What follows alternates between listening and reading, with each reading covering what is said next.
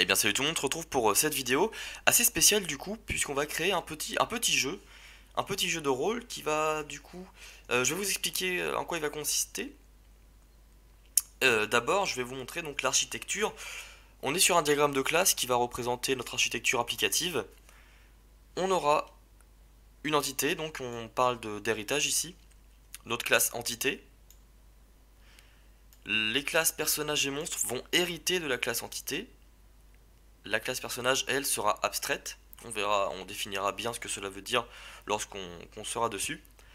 Et on aura du coup trois classes, archer, sorcier et guerrier, qui vont hériter de la classe personnage, qui seront ce que l'utilisateur peut choisir. Voilà, il pourra choisir un archer, un sorcier, un guerrier. Lorsqu'il aura choisi sa classe, en fait, il tombera contre un monstre, qui sera un jeu du coup tour par tour.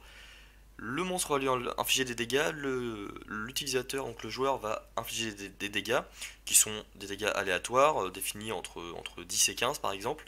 C'est un nombre aléatoire qui est généré. Et donc, on va tuer des monstres. On aura la possibilité d'arrêter lorsqu'on aura tué ce monstre, ou alors de continuer la partie, c'est-à-dire du coup de monter d'un étage, on va dire.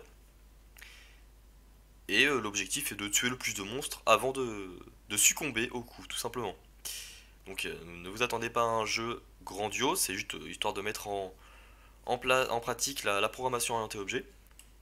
Donc pour commencer, vous allez déjà créer un projet console, donc de type console vierge, et on va donc créer nos classes sans y ajouter de code, afin que l'on ait notre structure correctement faite. Alors pour cela, on crée d'abord la classe entité. Alors on peut faire un clic droit sur notre projet, puis ajouter, et enfin classe. La première manière de créer une classe. Ou bien alors, on a le raccourci Maj Alt C. Voilà, donc là j'ai ajouté la classe monstre. Maj Alt C qui permet tout simplement de créer une classe en maintenant ces touches. Après la classe personnage monstre entité, on aura les trois classes que l'utilisateur pourra choisir, un archer, un sorcier ou un guerrier, qui en fait auront des propriétés différentes. Par exemple, le guerrier aura plus de points de vie, tandis que le sorcier aura plus de dégâts mais un peu moins de points de vie. Donc voilà. Alors, nos classes sont créées, on a bien notre entité, notre personnage, monstre, guerrier, archer et sorcier. Voilà. Alors, la classe mère de toutes ces classes va être la classe entité, c'est elle qui va définir nos personnages et nos monstres. Ce sera une classe publique et abstraite. Abstraite car on ne veut pas que l'utilisateur de notre classe puisse instancier une entité vide en fait. Une entité, ça ne peut pas être une entité.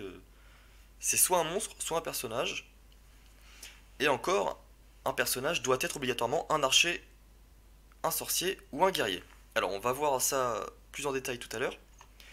Alors déjà notre classe entité, qu'est-ce qu'il va y avoir dedans? Il va y avoir des propriétés qui vont définir nos entités. Donc qu'est-ce qui est commun à nos entités? Ce sont les dégâts minimum, maximum. Une propriété qui va nous dire si le monstre ou le personnage est mort ou non. Un nom, les points de vie, et un random qui va nous servir à initialiser nos dégâts aléatoires. Alors, pour ce faire, on va utiliser des membres protégés on pourra du coup, avec nos membres protégés, accéder au nom grâce au mot-clé protégé depuis nos classes filles. C'est-à-dire, grâce à l'héritage, on va pouvoir accéder à la propriété nom depuis personnage et monstre. Alors, protected bool, donc un booléen pour nous signaler si notre personnage est mort ou non, qu'on va initialiser à false lorsque l'on va créer une entité de base, il n'est pas mort, il n'est en vie. Alors des entiers, point de vie, la même chose ici, les dégâts minimum, puis les dégâts maximum. Voilà. Ensuite, on initialise le random. Random. Et on l'instancie, est égal à un new random. Voilà, cette classe-là qui va nous servir en fait à générer des nombres aléatoires. Dans cette classe, qu'est-ce qu'il nous faut? Il nous faut évidemment un constructeur. Alors, le constructeur d'une entité, ça va tout simplement être un nom. On met le nom en paramètre. Et vis.nom est égal au nom en paramètre. Donc, le nom de la classe sera affecté par le paramètre. Voilà, alors là-dedans, on veut des méthodes. On veut des méthodes dans notre classe qui seront communes à nos entités. Donc, chaque entité va pouvoir attaquer. Donc on va de ce fait créer une méthode attaquer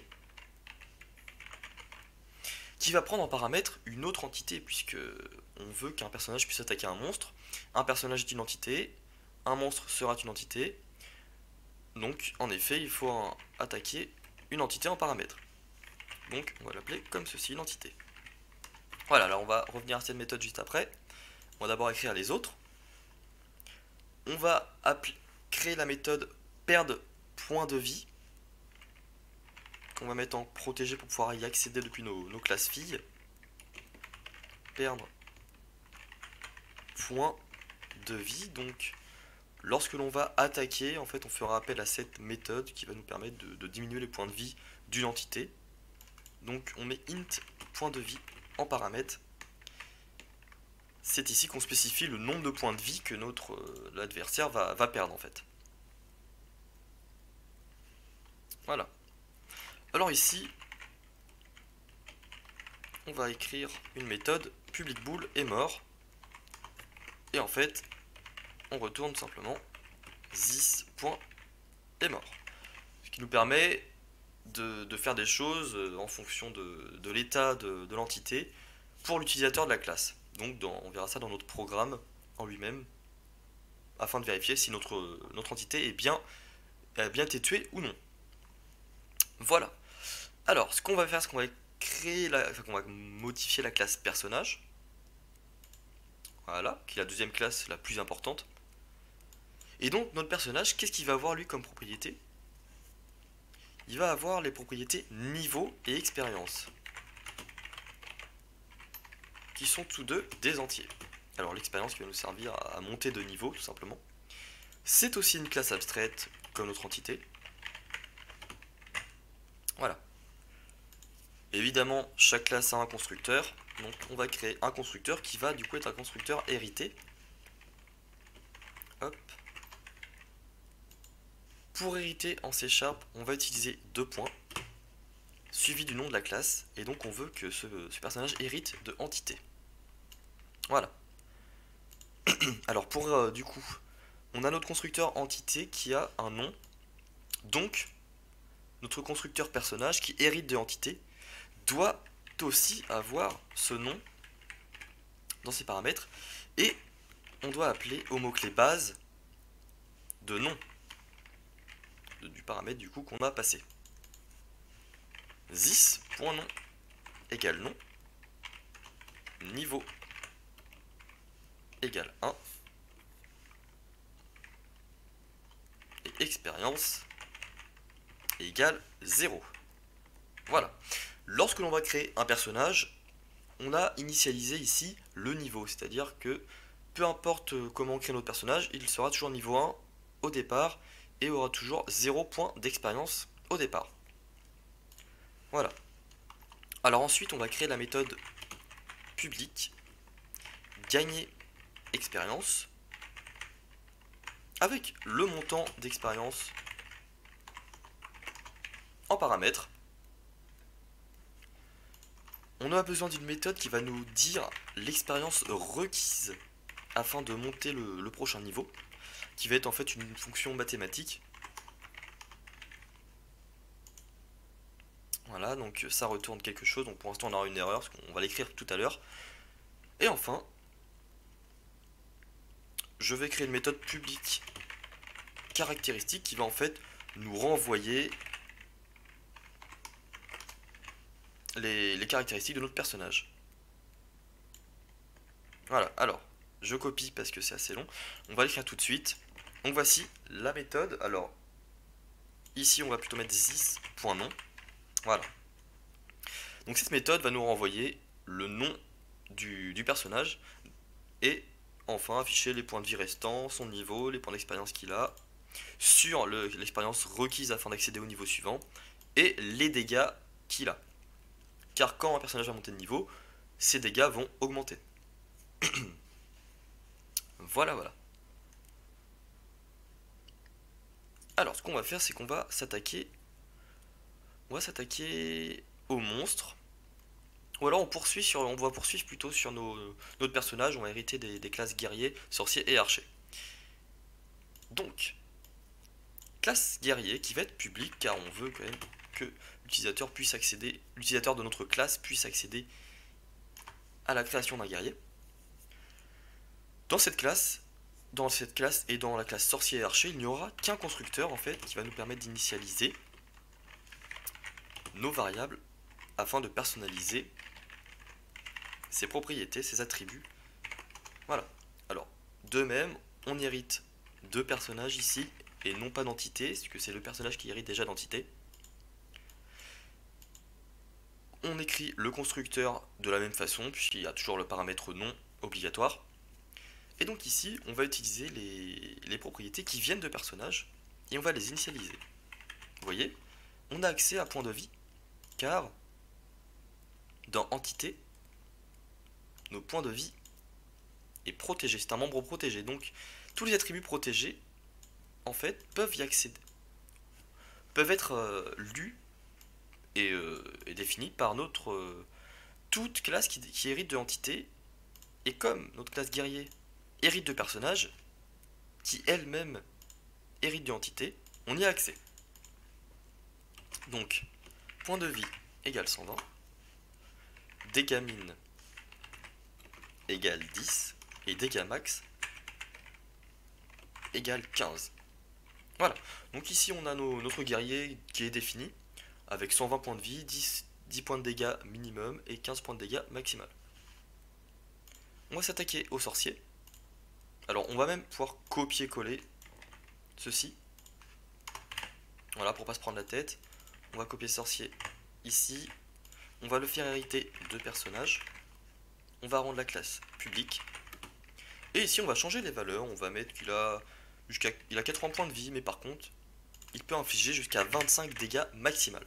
Mais cependant, il a toujours les 10 dégâts minimum, comme le guerrier. On va faire du coup la même chose, on va copier l'archer, le sorcier vers archer. Ici, on copie archer, public classe archer, qui va hériter de la classe personnage. Voilà.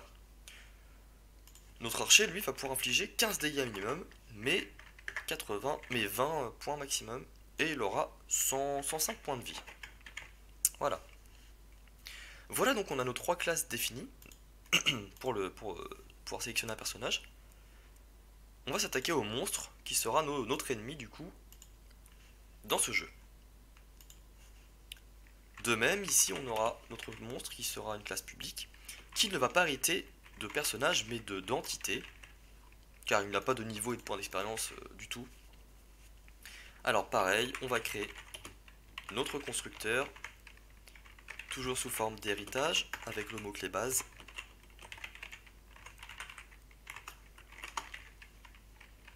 On lui attribue this.nom égale nom. Et je vais copier ça. Voilà. Les points de vie, alors vous pouvez personnaliser votre monstre comme bon vous semble. On aura pour moi un monstre qui a 60 points de vie, 5 de dégâts minimum et 10 de dégâts maximal. Le but étant de tuer plusieurs monstres, donc c'est un monstre assez faible ici.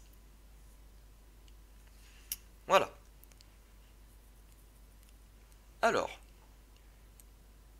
ce qui va nous intéresser maintenant, c'est d'utiliser notre classe. Mais avant cela, il va falloir définir les méthodes de notre personnage. Alors, on va commencer par expérience requise. Alors l'expérience requise, j'ai utilisé une fonction mathématique qui vient de Pokémon en fait. C'est-à-dire que lorsque vous gagnez des combats dans Pokémon, ou je ne sais plus quel jeu, je vais vous mettre la source juste ici. Et vous allez voir du coup que hop, c'est une méthode, voilà, on arrondit en fait le résultat pour ne pas avoir de virgule. Math.pow qui est en fait la puissance du niveau actuel, puissance 3 au cube, que l'on divise par 5. Et donc cette méthode en fait nous permet d'avoir l'expérience requise pour monter niveau 2, 3, 4, 5, etc. Voilà. Il me semble que c'est la méthode utilisée dans Pokémon pour passer du niveau 1 à 99 avec nos Pokémon. Voilà. Alors, gagner expérience, il va falloir donc qu'on attribue l'expérience gagnée à 10 points expérience plus égale expérience. Voilà, donc là on ajoute l'expérience à notre expérience qui est de 0 à la base. Mais imaginons il nous faut donc 6 points d'XP pour monter de niveau. Si on en gagne 5, bah il se passe rien. Mais si on en gagne 6 ou plus, il va falloir monter de niveau. Donc en fait on va écrire un tant que ici. Donc tant que l'expérience est supérieure ou égale à l'expérience requise, voilà, niveau plus égal 1. L'expérience requise, je l'ai mal interprété, voilà. On ajoute un niveau, on écrit un petit message à notre cher joueur. Alors on va écrire aussi dans une couleur plutôt sympa, en yellow, console.writeLine. Alors bravo, vous avez... Voilà, je ne sais plus écrire, vous avez atteint le niveau plus niveau, on concatène, plus un petit point d'exclamation. Voilà. Et donc à chaque montée de niveau, ici on va lui attribuer des caractéristiques supplémentaires. Donc on lui ajoute 10 points de vie. On lui ajoute des dégâts minimum, plus égal à, je sais pas, à 2. Et des dégâts, le point virgule, maximum, plus égal 2 aussi. Voilà. Alors ça, c'est par exemple, on pourrait très bien les générer aléatoirement, si bon vous semble. Vous faites comme vous voulez.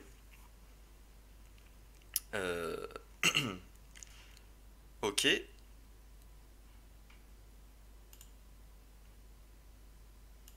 Tac, on a fait donc le personnage. Le personnage ici, il ne reste rien à faire. C'est ici qu'en fait on gère tout simplement l'expérience. Mais il nous manque les possibilités d'attaquer qui ici s'effectuent dans entité. Donc notre entité, elle attaque une autre entité. C'est ici que l'on va définir les dégâts affectés. Donc int dégâts égale notre objet random qu'on a créé juste ici. La méthode next qui va générer des nombres aléatoires, un nombre aléatoire, entre les dégâts min et les dégâts max de notre objet courant. Voilà. On voit bien qu'on a l'int, la valeur minimum et la valeur maximum. Alors ensuite, notre entité en paramètre, on lui fait perdre des points de vie. Le montant, du coup, qu'on a spécifié juste au-dessus. Qu'on a généré. Voilà. Alors, je vais copier, moi, mon texte que l'on affiche à l'écran, comme ceci. Alors, on affiche le nom, entre parenthèses, les points de vie qui lui restent, attaque, le nom de l'entité qui l'attaque. Ensuite, on écrit que cette entité a perdu tant de points de vie, et on écrit il reste tant de points de vie à l'entité que l'on a attaquée. Donc vous allez voir ça en jeu, ça fait des petites informations à l'écran qui ne sont pas négligeables. On va ajouter la condition si notre entité est mort. Alors du coup, on va écrire et bah cette entité est mort. Voilà, tout simplement. Voilà. La méthode perdre des points de vie, ce serait mieux de l'écrire si on veut pouvoir perdre la partie ou la gagner. Donc les points de vie actuels, on enlève les points de vie que l'on a passés en paramètres. Et ici, on va définir la condition si, quand est-ce que notre joueur meurt, ou notre monstre, tout simplement quand ses points de vie atteignent 0 ou est inférieur à 0. Alors, pour éviter ici, c'est un point de vue, pour faire joli, en fait, on affiche à l'utilisateur combien il reste de points de vie. Si on va pas lui afficher qu'il reste moins 2 points de vie, on initialise à 0. Si jamais c'était à moins 2, on remet à 0 pour être sûr. Et est mort, on le définit à true. Voilà. Notre jeu du coup est entièrement codé, c'est une petite partie, enfin une bonne partie de fait. On va déjà s'attaquer au menu de notre programme, car on a un petit peu de travail. Alors, on va dans notre programme. Ce qu'on va faire, c'est que l'on va créer une méthode statique, car on va l'inclure dans notre méthode main, qui est notre initialisateur tout simplement. C'est-à-dire que là, on va tout simplement l'exécuter ici. Menu. Si ce n'était pas une méthode statique, on aura une erreur, car cette méthode est statique et va accepter que des méthodes statiques à l'intérieur de lui-même. Tout simple, voilà. Alors, moi je vais choisir de faire un menu comme ceci. Alors, voilà ce qu'il faut écrire. On aura une couleur bleue. J'ai mis le jeu, voilà, donc ça c'est le titre de jeu du jeu. Choisis ta classe, on demande à l'utilisateur de choisir sa classe. Alors je vais utiliser le raccourci CTRL F5 pour vous montrer ce que ça donne. Voilà. Donc CTRL F5 qui permet de pas... Parce que là si je lance le programme comme ceci, le programme se ferme directement car on ne demande pas à l'utilisateur de saisir une touche. Alors justement pour demander à l'utilisateur de saisir une touche, ici on va utiliser un switch de console.readline. En fait la méthode readline permet de lire le caractère suivant que l'utilisateur va écrire. Alors, ici, on utilise un switch, on lui met des cases, et en fait, si l'utilisateur a tapé le caractère 1, 2, 3 ou 4, 2 ou 3, pardon, 4 il se passe rien, alors on va du coup choisir soit archer, soit guerrier, soit sorcier. Voilà. Alors d'ailleurs j'ai oublié de spécifier un nom, donc on va faire ça juste après. On va créer la méthode jouer pour ne plus avoir cette petite erreur. Hop. On va faire une méthode statique jouer. Voilà. Donc, qui va attendre, pardon, un personnage. Mon perso. Voilà. Alors là, qu'est-ce qui se passe en fait? Lorsque l'utilisateur tape 1, on instancie un nouveau guerrier. Voilà. On lui passe en paramètre de notre méthode jouer, new guerrier. Alors vous allez me dire, mais pourtant on a spécifié un personnage. Donc c'est là que l'héritage entre en jeu. C'est-à-dire que notre sorcier hérite de personnages, notre guerrier, notre archer de même. Donc, ici, on peut lui passer un guerrier, un sorcier ou un archer, car il hérite de cette classe mère. Toutes les classes filles peuvent, du coup, être utilisées ici. Donc voilà.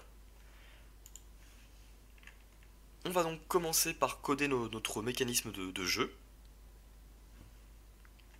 Alors déjà, je vous montre qu'est-ce qui se passe quand on appuie sur 1. Voilà, vous avez choisi guerrier.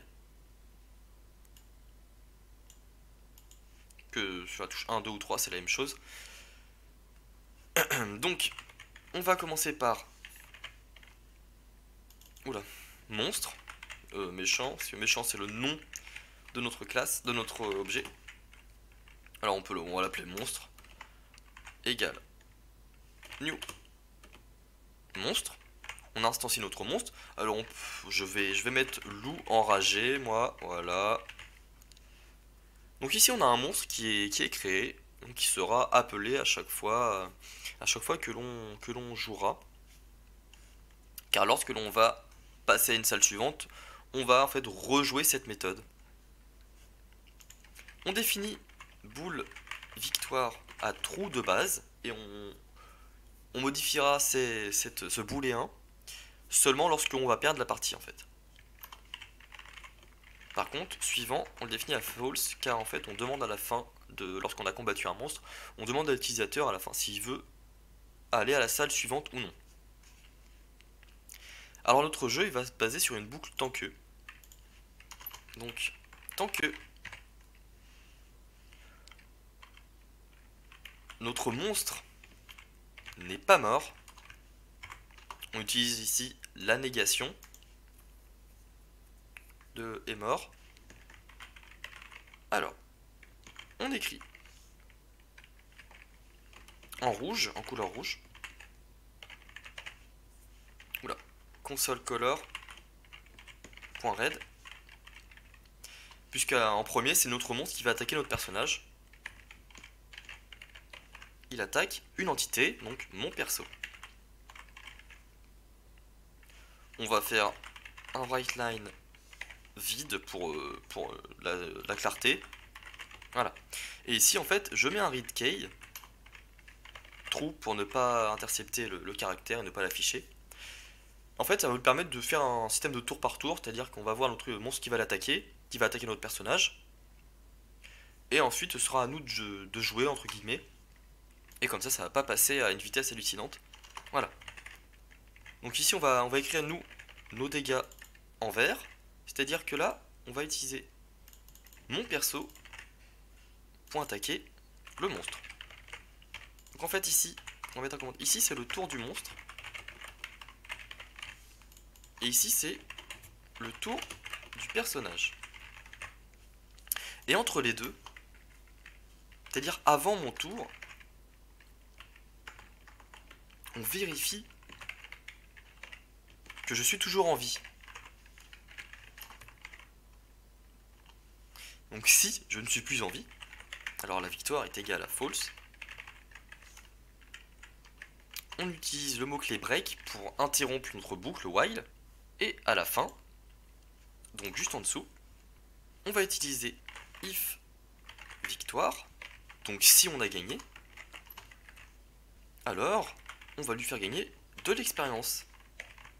Ici on parle de 5 points d'expérience, voilà. Alors là, à chaque fin de combat, on affiche en fait les caractéristiques du personnage. Hop, voilà. Ensuite, tant que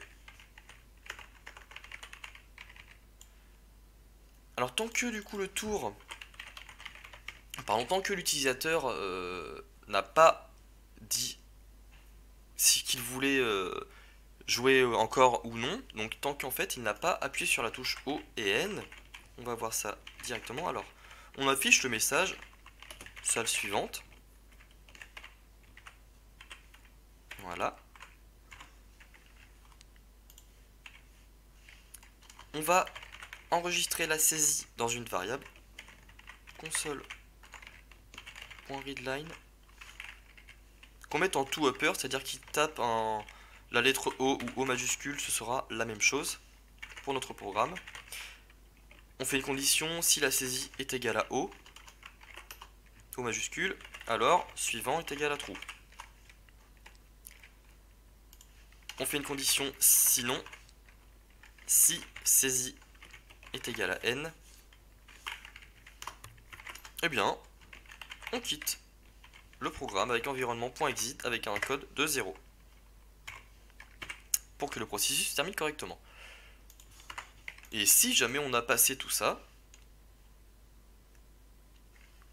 alors on utilise jouer avec mon perso. Voilà. On va donc pouvoir tester ce petit jeu.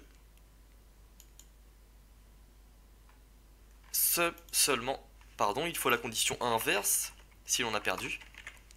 C'est mieux. Alors, on va afficher ceci en rouge. Voilà. C'est perdu. Comme ceci. Hop. CTRL F5.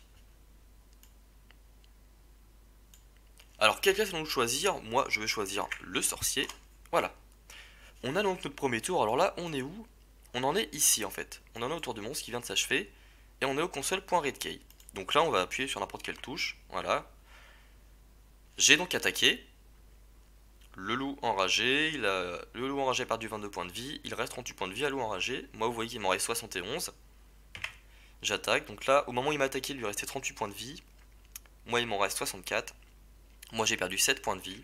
Donc voilà, donc ici c'est un petit combat voilà, qui va se passer jusqu'à ce que voilà, le loup enragé est mort.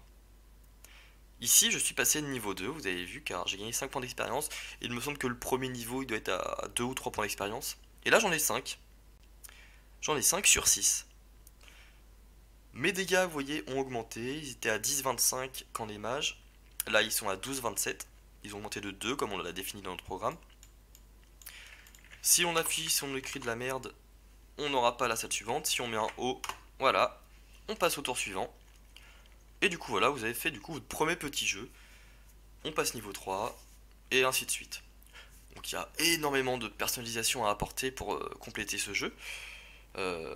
Voilà, donc c'est un petit truc simple que l'on a réalisé. Si vous avez des problèmes, n'hésitez pas à laisser un commentaire. Je m'occuperai de vos problèmes avec plaisir.